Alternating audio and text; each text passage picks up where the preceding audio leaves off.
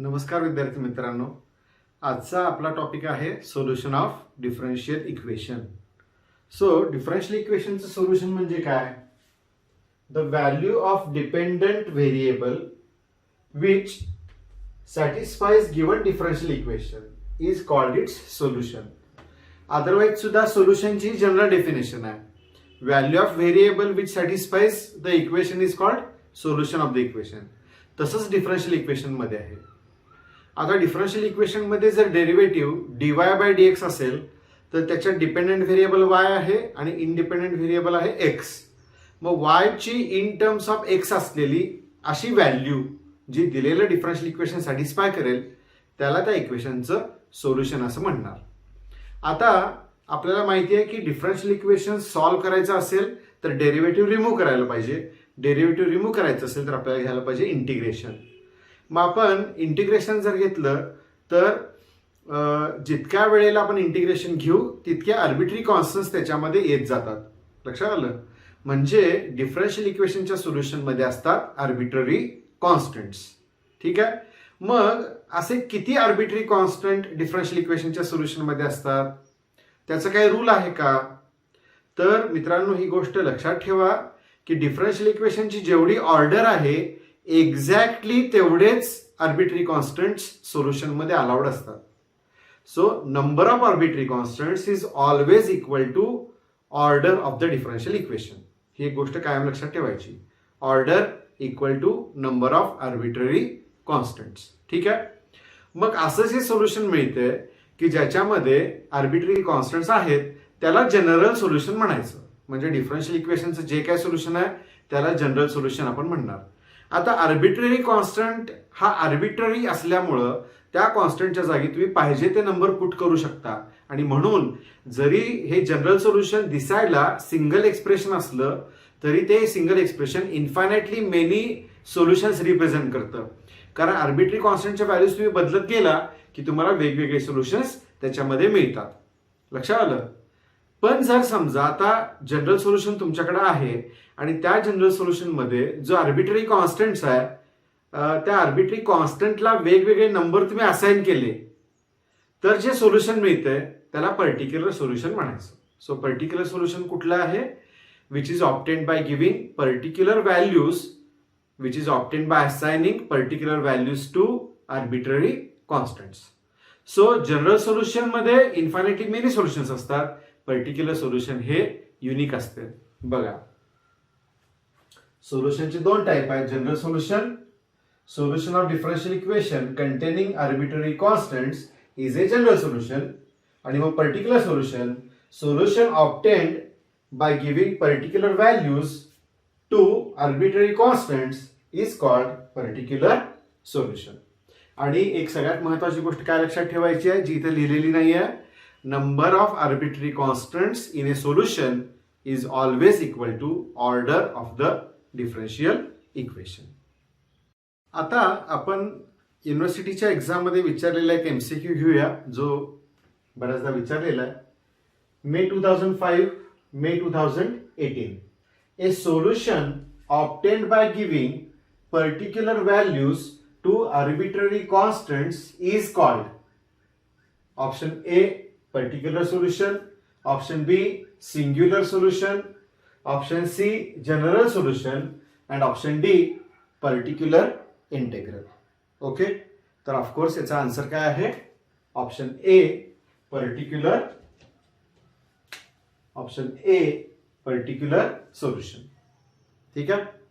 पुढचा क्वेश्चन आहे number of arbitrary constants in general solution of differential equation d3y by dx cube raised to 2 plus 3 times dy by dx equal to sin x is option A 2, option B 5, option C 3, option D 6. आता ह्या differential इक्वेशनची order काय?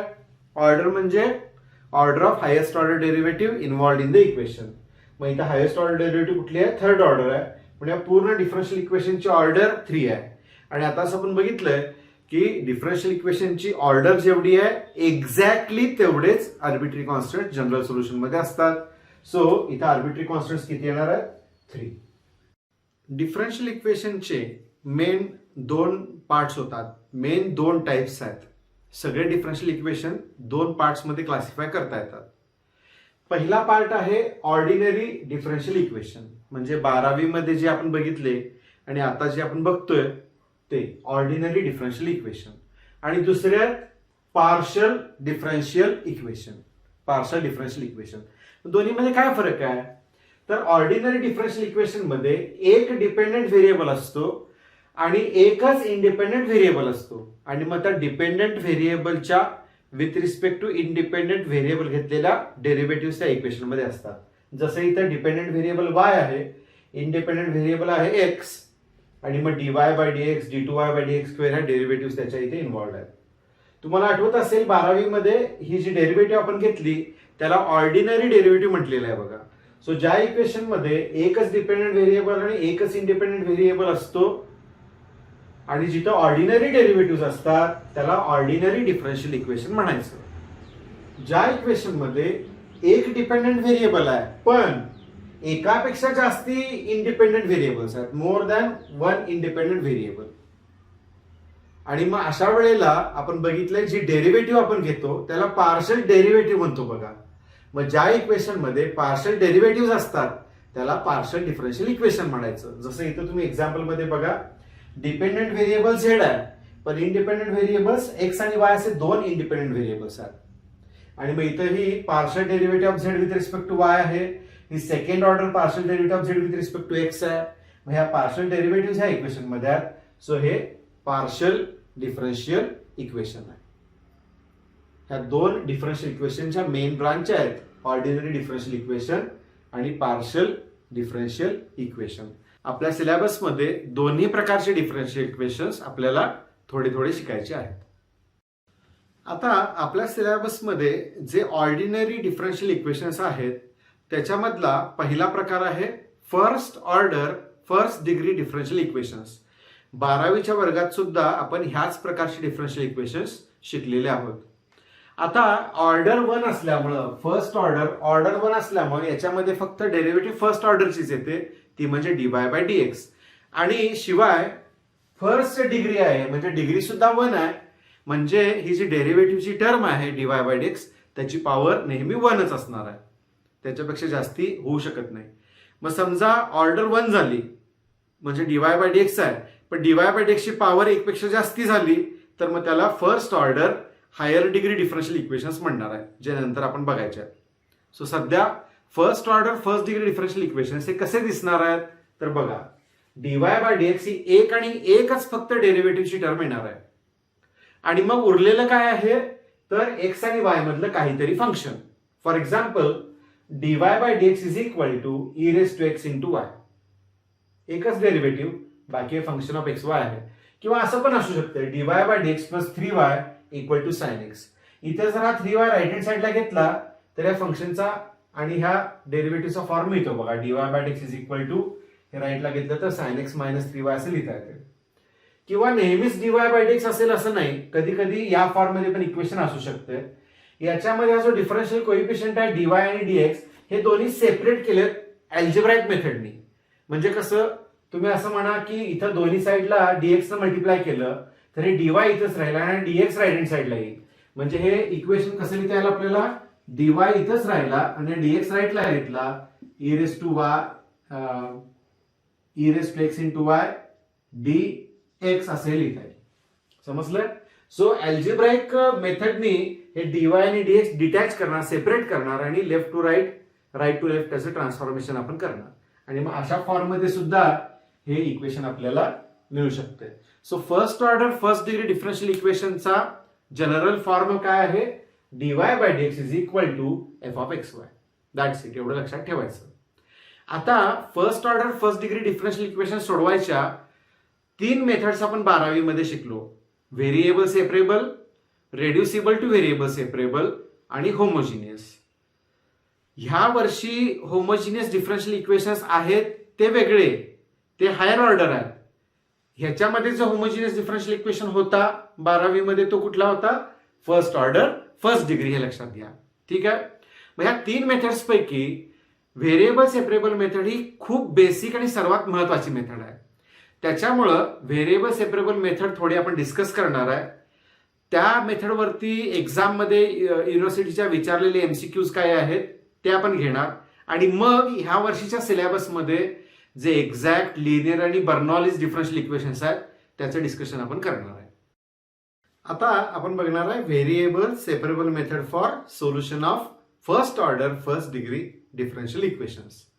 आताच आपण त्याचं general form बघितलेला dy by dx is equal to function of x Y. पण variable separable method जर apply होणं शक्य असेल तर राईट हँड साईडला जे फंक्शन असते ते अशा प्रकारे स्प्लिट करता येते की याच्यामधला एक पार्ट हा फंक्शन ऑफ एक्स ओनली असतो आणि दुसरा पार्ट हा फंक्शन ऑफ वाय ओनली असतो. अशा गुणाकाराच्या फॉर्ममध्ये लिहिता आलं पाहिजे की ज्याच्यामध्ये एक फंक्शन ऑफ एक्स ओनली आहे आणि दुसरं फंक्शन ऑफ वाय ओनली आहे. मग काय करायचं तर अल्जेब्राइकली हा डीएक्स राईट हँड साईडला ट्रान्सफर केला आणि हा जीवाय लेफ्ट हँड साईडला घेतला तर हा फॉर्म दिसतोय. म्हणजे dy by g of Y right hand साईडला घ्या म्हणजे हा फॉर्म आपल्याला मिळेल ज्याच्यामध्ये हे डीएक्स आणि डीवायची टर्म आहे. मग हे जे आहे हे जनरल फॉर्म मध्ये कसं लिहितात M dx plus N dy equal to 0. ज्याच्यामध्ये एम काय आहे डीएक्स हा coefficient which is function of x only. It's very important, this function of x only. आणि एन काय आहे -1 upon g of Y which is function of y only.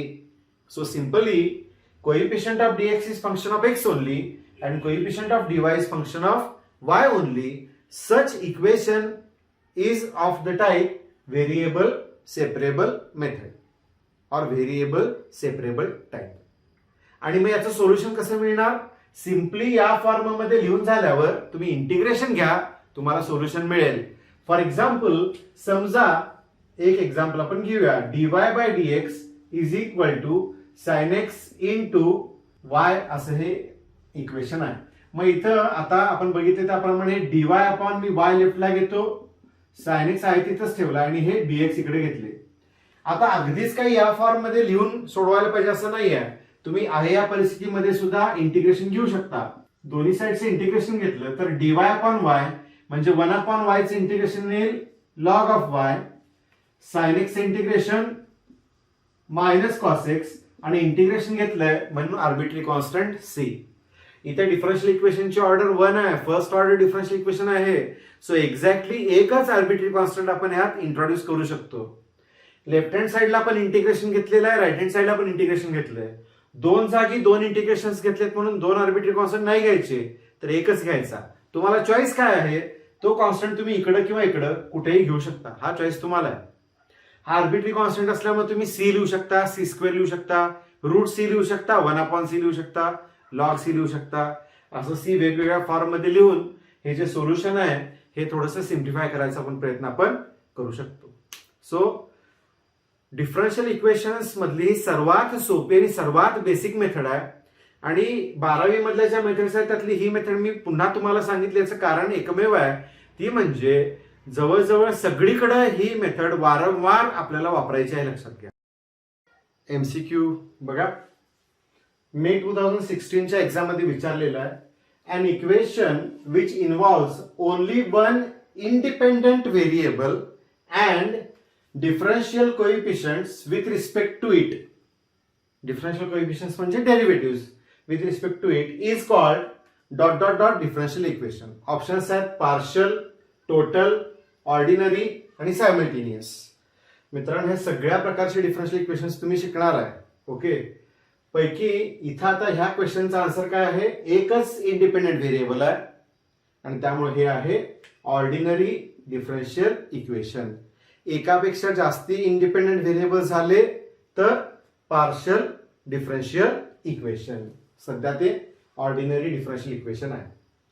पुढचा question आहे मे 2005 आणि मे 2006 या एक्झाम मध्ये विचारलेला आहे.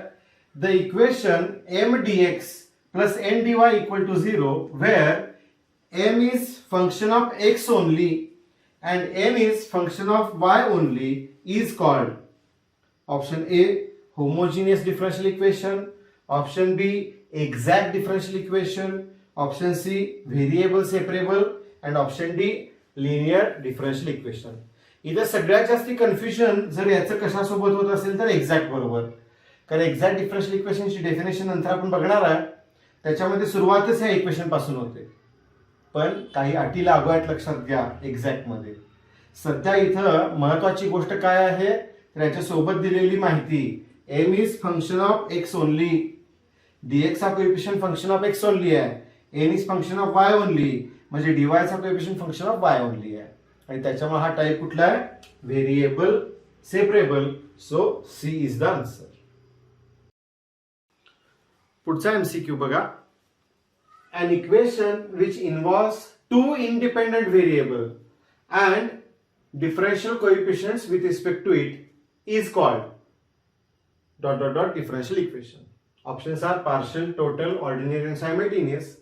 So आताच थोड्या वेळापूर्वी डिस्कस केल्याप्रमाणे एकापेक्षा जास्त इंडिपेंडंट व्हेरिएबल्स असतील तर मग ते कुठल्या प्रकारचं असतं, पार्शियल डिफरन्शियल इक्वेशन असतं.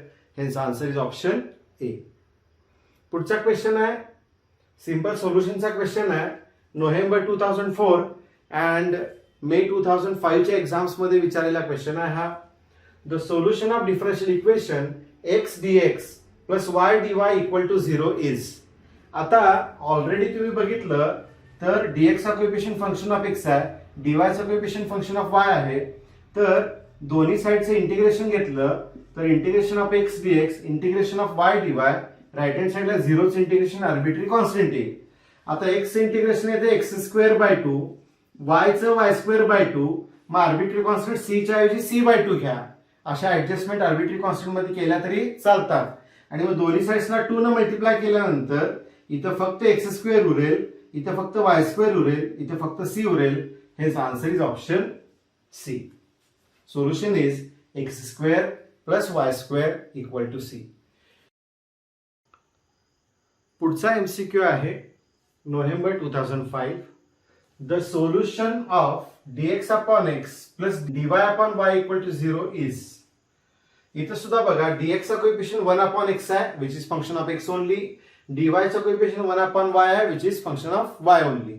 त्यामुळे व्हेरिएबल सेपरेबल आहे, व्हेरिएबल्स ऑलरेडी सेपरेट आहेत, फक्त इंटिग्रेशन घ्यायचं आहे. आता 1 अपॉन x इंटिग्रेशन काय असते तर log x असते. 1 अपॉन वाय चे इंटिग्रेशन काय येईल, लॉग ऑफ वाय येईल. राइट हँड साइडला झिरोचं इंटिग्रेशन आर्बिट्री कॉन्स्टंट लिहायचं आहे, ते आपण सी लिहायच्या ऐवजी लॉग ऑफ सी लिहूया. आता लेफ्ट हँड साइडला हे log x plus log Y काय होणार, लॉगच्या रूल्स नुसार log of x into Y होणार. राइट हँड साइडला हे लॉग ऑफ सी आहेच. मग दोनही साइडचा अँटीलॉग जर घेतला तर हे लॉग कॅन्सल होईल आणि उरेल X Y equal to C, which is in option C. So that is the answer. पुढचं एक्झाम्पल आहे मे 2006. The solution of x square dx plus y square dy equal to 0 is. इथं सुद्धा जर बघितलं तर dx चा coefficient function of x only आहे, dy चा coefficient function of y only आहे, आणि त्यामुळे व्हेरिएबल सेपरेबल आहे. आता याचे इंटिग्रेशन जर घेतलं तर एक्स स्क्वेअरचे इंटिग्रेशन काय येणार आहे, एक्स स्क्वेअरचे इंटिग्रेशन येणार आहे एक्स क्यूब बाय 3. तसंच वाय स्क्वेअरचे इंटिग्रेशन काय येईल, ते येईल वाय क्यूब बाय 3. मग राइट हँड साइडला झिरोचे इंटिग्रेशन आर्बिट्री कॉन्स्टंट लिहायच्या ऐवजी सी आर्बिट्री कॉन्स्टंट सी लिहायच्या ऐवजी सी अपॉन 3 लिहा, आणि मग दोन्ही साइड्सना 3 ने मल्टिप्लाय केलं तर सोल्युशन मिळेल X square plus Y square equal to C. हे इथं ऑप्शन ए मध्ये आहे. कळालं सगळ्यांना.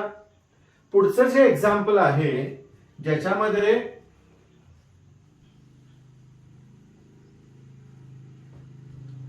इक्वेशन बघितलं तर dy by dx equal to 0 आहे बघा. मग अल्जेब्राइकली हा dx जर राइट हँड साइडला ट्रान्सफर केला तर आपल्याला इक्वेशन मिळेल dy इक्वल टू 0. हे लक्षात घ्या, dx इंटू 0 0 होणार आहे. आणि मग याचं इंटिग्रेशन घेतलं तर dy चं इंटिग्रेशन y येईल आणि 0चं इंटिग्रेशन आर्बिट्री कॉन्स्टंट, आणि त्याच्यामुळे सोल्युशन आहे y is equal to c, which is option B. तर अशा रीतीनं जे बेसिक टाईपचे प्रॉब्लेम्स आहेत, म्हणजे सोल्युशन म्हणजे काय, जनरल सोल्युशन म्हणजे काय, पर्टिक्युलर सोल्युशन म्हणजे काय, जी बेसिक सोल्युशनची मेथड आहे व्हेरिएबल सेपरेबल मेथड, त्याचे हे काही एलिमेंटरी प्रकारचे प्रॉब्लेम्स जे एक्झाम मध्ये विचारलेले ते आपण घेतलेत. पुढच्या व्हिडिओमध्ये आपण ऍक्च्युअल बीएससीचा जो सिलेबस आहे, exact differential equation, linear differential equation आणि बर्नौलीज डिफरन्शियल इक्वेशन, त्याचे एक्झामला पडलेले एमसीक्यूज आपण सॉल्व्ह करणार आहे.